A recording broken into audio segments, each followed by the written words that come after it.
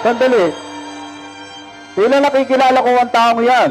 Hindi ba't siya ang propetang dumating noong nakaraang araw lamang? Ano pa't nagawan mo kagad ng paraan upang siya'y dalhin sa hukumang ito? Hindi namin dadali ng taong yan, kundi siya nagkasala. Kung ngayon, bakit hindi niyo siya atulan ayon sa inyong batas? Sapagkat wala sa amin ang kapangyarihan upang humatol ng kamatayan.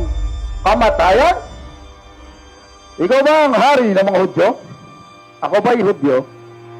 Ang mga kababayan mo na ang siyang nagdala sa iyo rito. Ano ba talaga ang ginawa mo?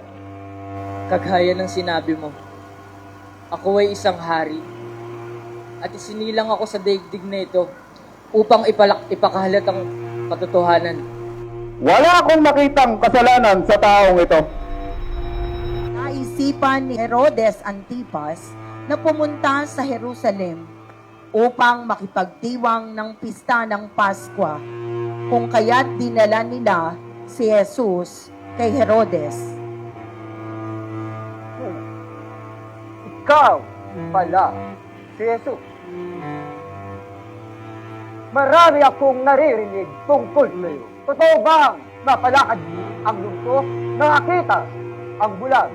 Totoo bang bumuhay ka ng patay? Maaari bang pakitaan mo rin ako ng himala?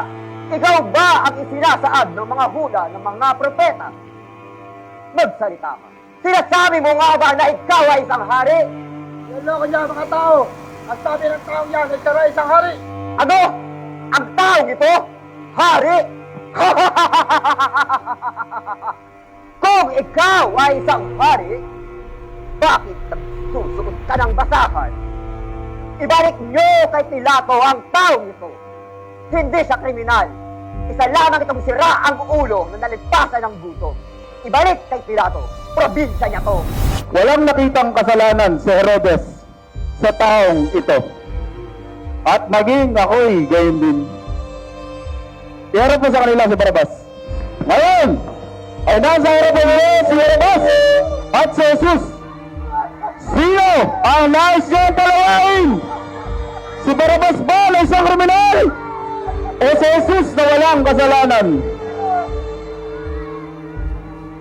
Papalawain ba natin si Barabas? Kung doon, General, palayan mo si Barabas. Malaya na ako! Ito! Malaya na ako!